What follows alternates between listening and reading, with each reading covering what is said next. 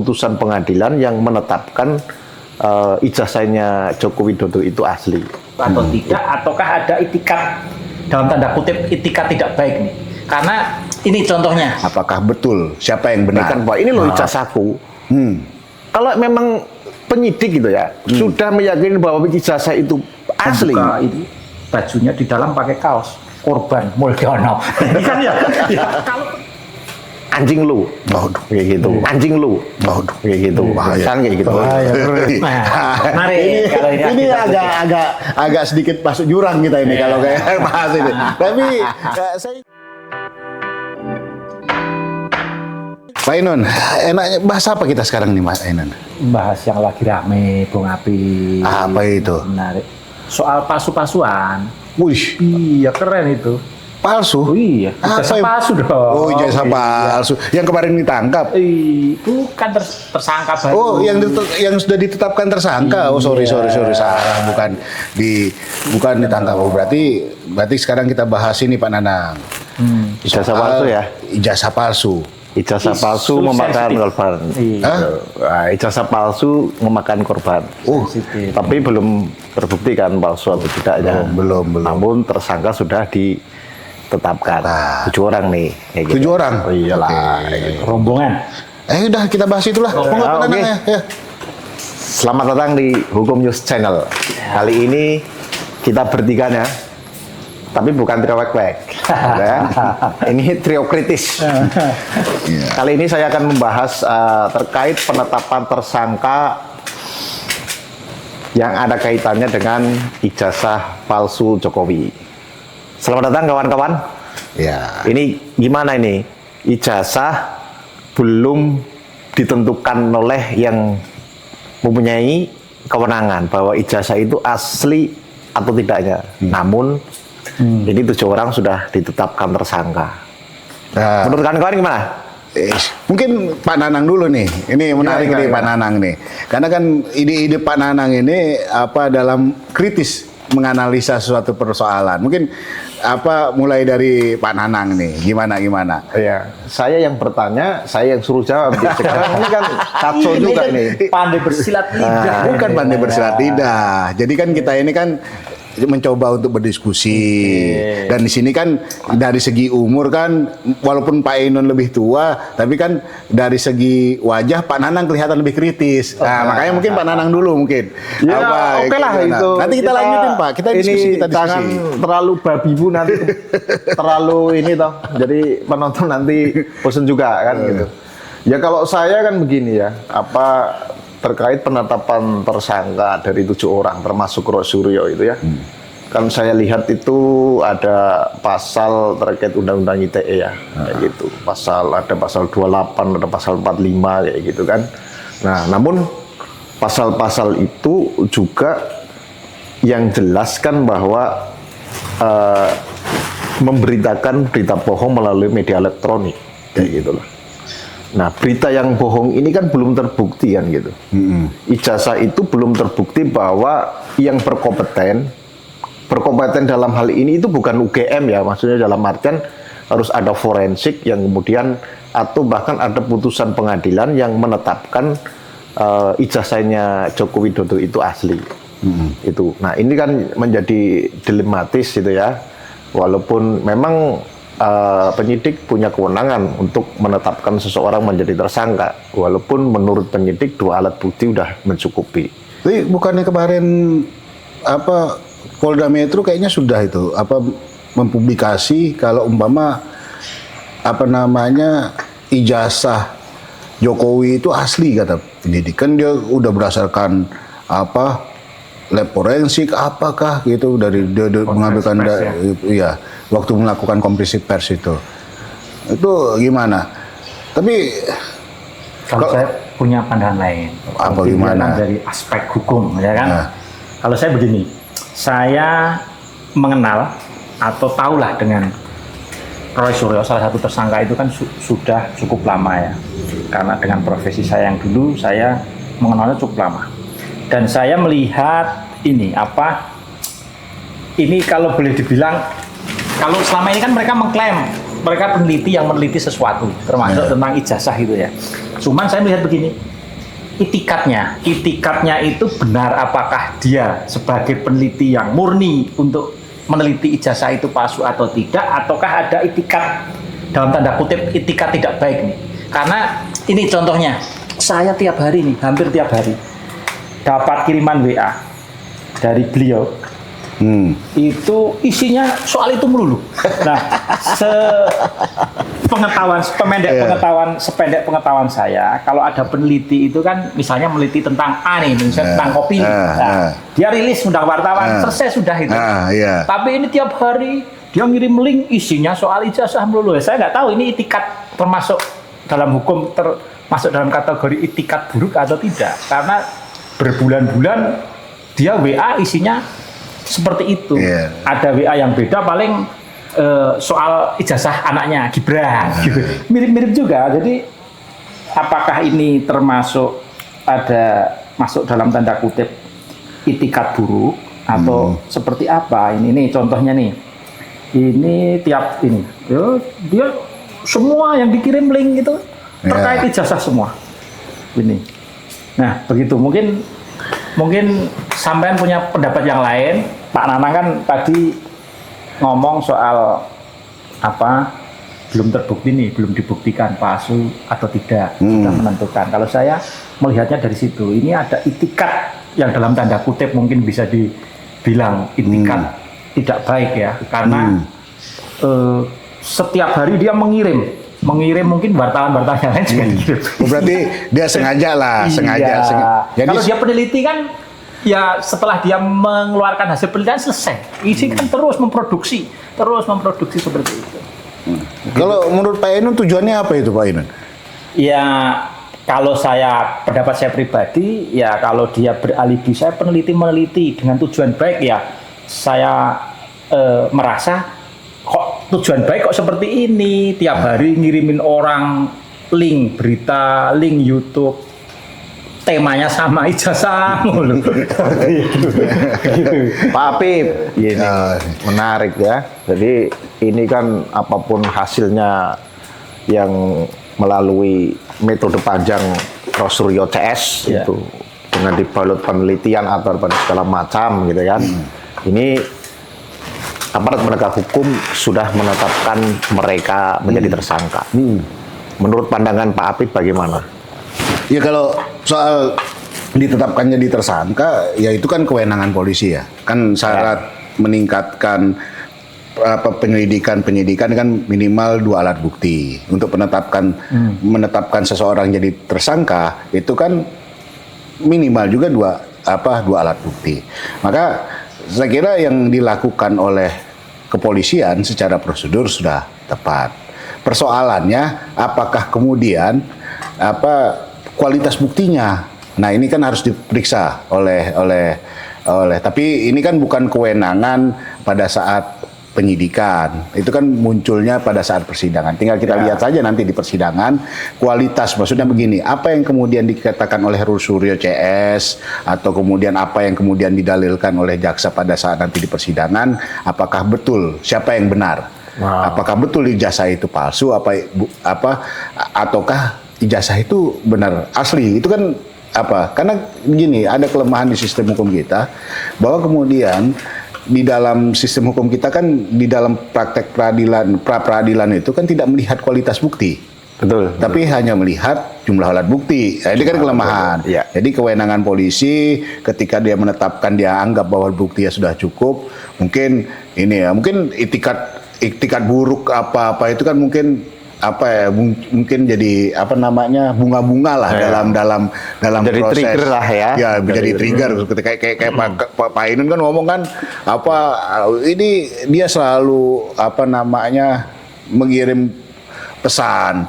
Terus selalu secara berkesinambungan melakukan berarti inilah bahasanya mungkin ya menghasut mungkin ya, atau ke masyarakat tentang berita-berita yang kemudian dibuat atau dengan penelitiannya Suryo CS ya gitu. Tapi saya nggak tahu lah itu Pak Habib. Iya, kalau menghasut mungkin enggak ya, tapi dia selalu memproduksi agar berita ini tetap bertahan apa sepertinya ya dia selalu mungkin saya juga nggak tahu maksudnya seperti apa, saya nggak tahu. Ya, tapi dia selalu mempertahankan ini ya supaya isunya tetap berjalan. Tapi terlepas dari itu persoalan masalah hukumnya, saya kira itu sudah jadi kewenangan berarti polisi. layak lah ini polisi atau aparat penegak hukum itu menetapkan Mbak Rosuryo CS gitu ya. Secara prosedur kalau ketika itu mencukupi 2 alat bukti lah ya. Oke, secara berarti, prosedur. Tapi apakah kualitas buktinya itu? Ya berarti nanti persidangan lah itu kan nanti kan gitu ya. Jadi polisi atau penyidik menyajikan data gitu, alat bukti yang kemudian sudah dikumpulkan hampir mungkin ratusan atau ribuan tuh buktinya kan, terus kemudian nanti Rosuryo CS itu juga akan membantah atau bahkan membuktikan balik dengan penelitian atau bahasanya pembelaan. Iya, penelitian yang dia sudah lakukan lah. Menarik. Ini kan kita memang berbicara hukum kan gitu ya, analisa hukum. Mungkin Pak Ainun punya pengalaman lah bahwa di sosial ya gitu ya, sosial atau di masyarakat apa sih yang kemudian berkembang terkait adanya isu ijazah palsu Jokowi. Nah, menurut Pak Ainun apa sih pandangan masyarakat yang mungkin bisa diwakili oleh Pak Ainun kayak gitu? Yeah. Jadi gini,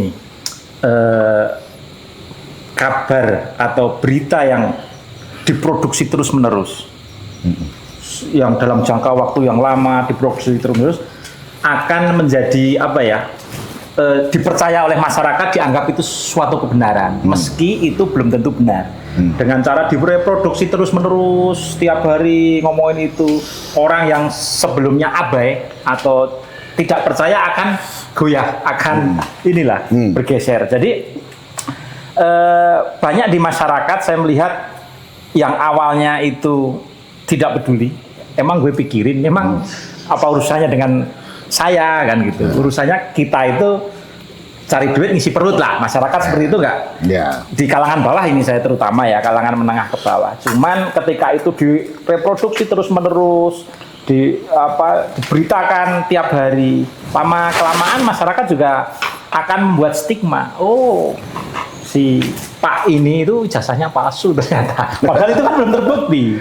Nah, saya balik bertanya ke Pak Nanang. Kalau ini kan ijazah yang dikeluarkan oleh UGM. Nah, kewenangan untuk menyatakan ini asli atau tidak itu apakah hanya cukup oleh instansi yang mengeluarkan ataukah perlu dilakukan yang tadi disebut uji forensik dan lain sebagainya. Ketika UGM menyatakan, oh ini produk kami yang mengeluarkan, ini asli, itu apakah sudah cukup secara hukum ataukah harus dituntut, harus uji lab dan sebagainya, baik itu kertasnya diuji, apakah tahun sekian itu kertasnya sudah ada yang seperti ini atau belum, itu seperti apa Pak Nanang? Ya kalau tadi sebenarnya kan sederhana, ketika masyarakat bertanya tadi kan, ini sebenarnya palsu atau tidak, itu sederhana kan. Seharusnya Joko Widodo itu ya paling enggak ngomonglah ke masyarakat, atau apalagi dia sebagai presiden ya, menjabat mantan presiden ya, 2 kali sudah menjabat ya, untuk menenangkan masyarakat biar tidak ada kegaduhan dan segala macam. Sudah tunjukkan aja itulah ijazahnya. Dia megang, saya tunjukin, ini ijazah saya.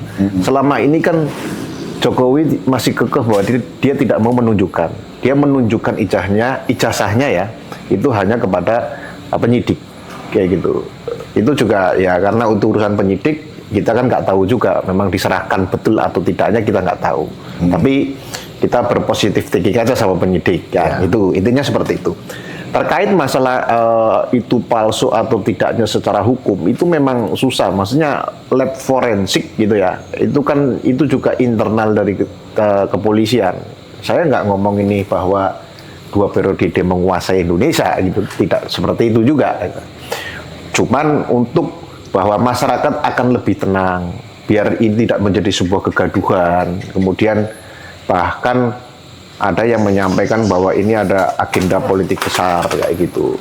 Tapi kalau tadi Pak Ainun menanyakan bahwa ijazahnya itu ya sudahlah, Apa kita uji aja di pengadilan? Atau sebenarnya ya, Rosuryo CS itu bisa melakukan upaya hukum, mungkin bisa melakukan gugatan ya ke PT Tun atau apalah kayak gitu, karena yang menerbitkan ini siapa kayak gitu.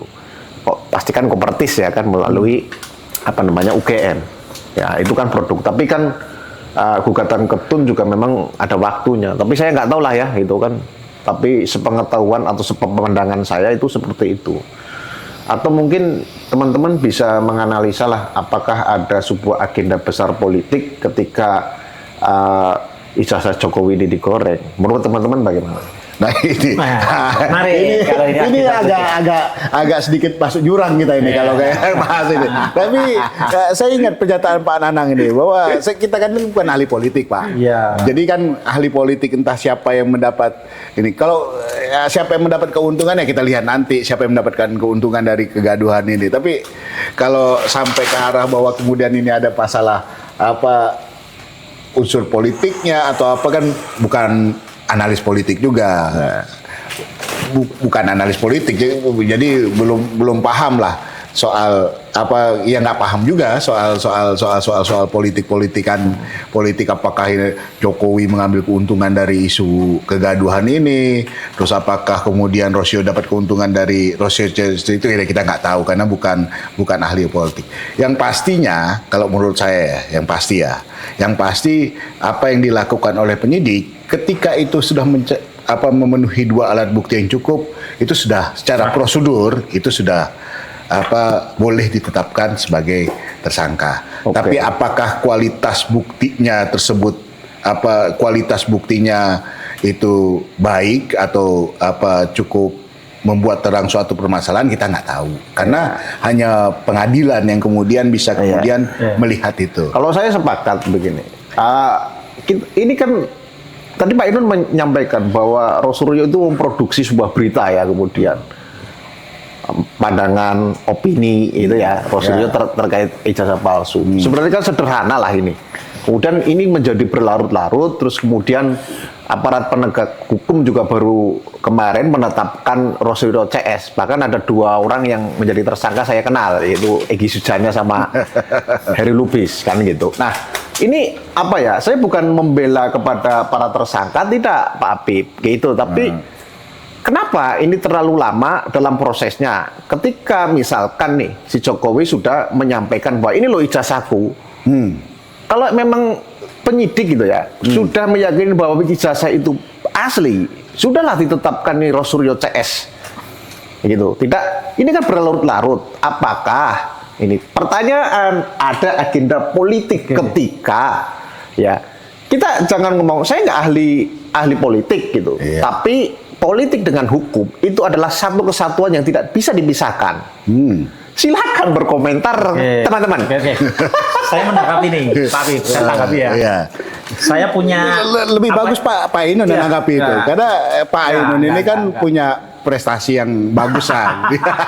Ini saya punya pandangan berbeda. Kalau tadi Pak Nanang menyampaikan bahwa ngapain ini bikin balut, tinggal tunjukkan ijazah, begitu kan? Ya. Bikin balut. Saya justru malah balik berkomentar begini. Ketika ada orang yang menuduh, mereka menuduh berbulan-bulan, berhari-hari terus menuduh. Kok kita yang disuruh menyampaikan, menenangkan masyarakat, kita yang dituduh nih. Ini saya bukan pembela Jokowi, bukan termola atau yang lain lah ya. Cuman saya punya pandangan yang lain. Seperti itu kan orang di pengadilan, di hukum itu orang menuduh itu kan harus membuktikan. Nah, ketika tadi disebut apakah ini ada agenda tersembunyi, kenapa bisa sampai berlarut-larut? Justru pertanyaannya dibalik. Apakah ada agenda tersembunyi dengan membuat narasi seolah-olah ini palsu, meski UGM sudah menyatakan, oh ini memang alumni kami, ini alumni terbaik, sudah institusi yang mengeluarkan ijazah itu sudah memberi pernyataan, tapi masih kelompok itu masih mereproduksi terus kabar-kabar itu. Bahkan terbaru itu saya lihat tadi itu Rosuryo dengan bangkanya dalam salah satu acara dia membuka ini bajunya di dalam pakai kaos Korban Mulyono. Ini kan ya kalau peneliti masa seperti itu kan begitu. Ada pakai kaos ini saya lihat tadi pakai kaos Korban Mulyono katanya. Bukan ini saya loh. Kalau termul tahu nggak? Tapi gini Pak Enun, Nah, saya pengen peneliti seperti itu kan. Saya pengen begitu. tanya, ini kan. Ini bukan berarti saya membela. Iya. Tapi Jokowi begini, dan lain-lain. ini kan ada logika yang dibangun. Maksudnya logika yang dibangun itu, ini kan pertanyaan warga negara terhadap Oke. penguasa, Oke. gitu kan itu. Penguasa yang memimpin negara. Ini kan itu kan. Iya. Jadi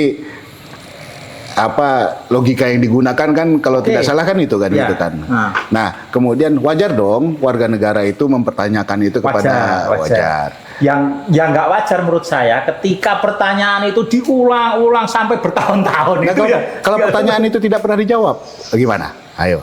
ya ada ininya, ada salurannya. Pengadilan lah salurannya. Bukan dengan cara berkeliling sana sini terus tadi seperti Itu kalau menurut saya seperti itu kan. Gini, kita coba bermain ini ya, olah pikir ya. Maksudnya Iya. begini. Kenapa dia melakukan itu? Karena saya mungkin ya, karena dia sebagai warga negara bertanya kepada penguasa, kemudian tidak pernah dijawab. Dia bilang akan saya jawab ketika di pengadilan, gitu. Akan saya tunjukkan ketika di pengadilan. Iya, baik. Sehingga cara dia memaksa untuk kemudian seseorang itu menjelaskan kebenaran atas tuduhan itu dengan cara berkeliling, begitu kan? Untuk memaksa seorang penguasa, karena dia sebagai warga negara wajar dong pengen tahu soal pemimpinnya, Oke. wajar dong. Wajar. Ya, wajar kan? Wajar. Caranya yang digunakan itu yang menurut saya kurang elegan. Kurang elegan. Karena di situ orang terkesan dalam tanda kutip mendiskreditkan terus dan yang lain-lain seperti dengan gimmick-gimmick yang nggak penting seperti itu, pakai kaos seperti itu kan. Padahal mereka membranding dirinya sebagai peneliti. Kalau peneliti itu ya setelah meneliti sajikan aja selesai kan. Mau itu masyarakat seperti apa, ya sudah kewajiban dia meneliti selesai. Kalau peneliti ya, kalau ini kan enggak. Dia meneliti terus mengaku sebagai peneliti, cuman dia juga mereproduksi, jadi rumah produksi dalam tanda kutip, ya. Dia membuat narasi-narasi terus yang seolah-olah yang tadi Pak Apip bilang, seolah-olah agar narasi ini tidak mati, tidak hilang seperti itu di masyarakat. Padahal narasi seperti ini itu bisa bahaya dalam tanda kutip ketika suatu cerita direproduksi terus-menerus, walaupun itu benar atau tidak benar akan dianggap benar karena tiap hari orang dijejali dengan berbagai informasi yang terkait seperti itu. Jadi ya menurut saya ya kita tunggu aja di pengadilan. Ya, apa buktinya di situ? Kalau kita sudah nggak percaya pengadilan, kita mau percaya apa? Ya, Iya. di pengadilan aja. Ya. Tapi Kalau kita sebagai orang hukum, walaupun mungkin dalam prakteknya banyak kelemahan, ya kita harus mengakui itu. Betul. Iya kan? Tapi Seperti itu. begini, ini kan persoalan pengadilan itu kan kalau ininya itu urusan terakhir lah. Iya. Kan ketika ini tidak bisa didamaikan. Nah, Pak Dadang kan tadi ngatakan kalau umpama saya sebagai pemimpin yang baik bagaimana cara menghadapi persoalan ini? Ini kan tadi kan Pak Enun bilang kan bahwa kemudian saya ini betul warga negara bisa meminta penjelasan dari penguasa, pemimpinnya kan gitu kan. Tapi Pak Ainun mengatakan bahwa pakailah cara-cara yang elegan. Pak Nanang bagaimana itu? Begitu? Apa ini ya? Ini malah nanya balik ke beliau. Iya kan lagi kan Saudara itu bertanya sebagai aktivis, saya gitu. Jadi ginilah ya kalau warga negara itu punya hak ya, memang mengkritik pemerintah, bahkan meminta validasi ke penguasa kayak gitu. Validasinya apa kayak gitu ya? Validasinya ya termasuk kayak contoh Rosuryo yang meminta bahwa ijazah punya yu asli atau enggak kan kayak gitu. Tapi sebagai mantan negarawan kayak gitu, seharusnya biar tidak ada kegaduhan ya ditunjukkan aja kayak gitu kepada masyarakat ya bahwa ini loh ijazah saya, dan dia paling enggak menceritakan ketika dia dulu kuliah, terus kemudian dia itu berteman dengan siapa dan segala macam kayak gitu. Nah, itu ya nggak pernah ucap kata pun yang keluar dari mulut Joko Widodo. Ada waktu dia katakan bahwa pembimbing saya siapa itu namanya? Iya. Tapi ternyata bukan. Nah, makanya ini kan menjadi simpang siurnya kan seperti itu, kayak gitu. Saya berharap kan begitu. Maksudnya beginilah, sederhana. Joko Widodo udah menyampaikan ke masyarakat biar nggak ada kegaduhan, itu intinya begitu. Terlepas itu adalah ada kepentingan politik atau tidak. Tapi kalau saya melihat ya berapa ada kasus entah viral entah apa, itu pasti ada kejadian-kejadian yang kemudian pemerintah atau borok-borok pemerintah itu ditutupi. Kayak gitu. Aku nggak tahu, memang saya nggak tahu agenda politik apa karena saya bukan pengamat politik, bukan orang politik, bukan ahli politik kayak gitu. Tapi saya sebagai masyarakat itu sudah paham betul pola-pola yang dilakukan oleh para penguasa. Kayak gitu loh. Intinya seperti itu aja. Tapi ini saya tanggapi dulu. Enggak, soal gini, Pak Eno. kegaduhan. Nah, kegaduhan itu dalam kasus ijazah ini itu disebabkan oleh siapa menurut Pak Enon? Jadi tadi kalau menurut Pak Nanang itu kan kegaduhan ini karena pemimpinnya tidak menjelaskan Pak Enon kan mengatakan bahwa kemudian karena ada narasi yang sekarang saya pengen tanya sama Pak Enon. Sebenarnya dalam persoalan soal ijazah ini kegaduhan itu siapa yang mengakibatkan? Siapa penyebab kegaduhan ini? Sebelum saya menjawab ini soal pertanyaan tadi, saya mau menanggapi ya kegaduhan. Tapi kalau saya keliling-keliling di masyarakat, ya bolehlah, walaupun bukan politisi keliling boleh kan ya? Boleh. Itu sebagai branding juga. Iya, di masyarakat inilah masyarakat di kampung-kampung itu sebenarnya nggak ada tuh gaduh soal ijazah itu. Nggak ada ya? Iya, hanya di medsos saja. Iya, di medsos pun lebih ke Twitter. Kalau dulu Twitter sekarang X ya. X ya. Itu di situ memang sering dibahas. Itu artinya kegaduhan itu hanya di ruang media sosial. Itu pun tidak semuanya. Dan hanya kelompok-kelompok itulah. Saya menganggap kelompok itu ya mungkin ada dalam tanda kutip sakit hati dalam politik dan lain-lain. Kemarin Pilpres dan lain-lain. Ya kelompok-kelompok itulah yang meyakini menganggap itu gaduh seperti itu. Nah, kalau ditanyakan siapa yang membuat kegaduhan, ya menurut saya yang tiap hari keliling itu kan, tiap hari keliling mereproduksi cerita itu bahwa dengan gimmick-gimmick tadi ada yang pakai kaos korban Mulyono dan lain-lain seperti itu. Ya itu buat apa sih? Karena kan kalau dia mau tanya kan ada cara-cara yang lebih elegan, bukan dengan cara mendiskreditkan, memvonis dan lain-lain. Itu menurut saya kan boleh berbeda pandangan kan. Iya, boleh. Bukan berarti berbeda pandangan itu terus dianggap ini termul atau pendukung, itu juga enggak juga. Saya juga banyak juga yang enggak sependapat seperti itu. Jadi menarik sebenarnya lah diskusi malam hari ini. Walaupun tadi banyak perbedaan pendapat, tapi kita tujuannya sama kan itu. Intinya bahwa kita nggak mau lah kita sebagai masyarakat kemudian termakan berita-berita yang tidak benar atau bahkan berita-berita yang ditumpangi secara politik gitu ya, karena ada agenda yang besar. Tapi ada sedikit yang kemudian saya sampaikan bahwa ketika Rosuryo tadi menyampaikan bahwa dia membuka baju dengan termul, kita lihat jadi secara filosofi ya gitu kan, penghinaan itu kan ketika misalkan saya bilang Pak Apip anjing lu, kayak gitu, kan kayak gitu, kan Pak Apip tersinggung. Kalau dia mah ketawa Pak, dibilang gitu, nggak tersinggung. Sama. Ketika saya ngomong kasar kepada Joko Widodo, dalam artian saya nyebut menama, mungkin dia punya hak untuk melaporkan saya. Tapi ketika saya ngomong termul itu kan kosakata yang kemudian tidak menyudutkan seseorang. Iya. Tapi kita paham arahnya kemana kan? Paham arahannya kemana itu tidak bisa dibuktikan dalam hukum pidana. Ketika hukum pidana saya menyampaikan bahwa Apip anjing, kayak gitu, bajingan, kayak gitu. Karena apa? Tapi kalau saya ngomong bahwa termul bajingan, saya tidak menghina siapa-siapa. Bukan menghina pemimpin yang pernah memimpin di Indonesia. Itu saja. Terima kasih teman-teman sudah hadir, sudah kita berdiskusi. Jangan lupa ya, ikuti trio Termul. Salah. Sorry. Nah, trio kritis. Oke, jangan lupa subscribe, like, share, komen. Sampai ketemu. Terima kasih kawan-kawan.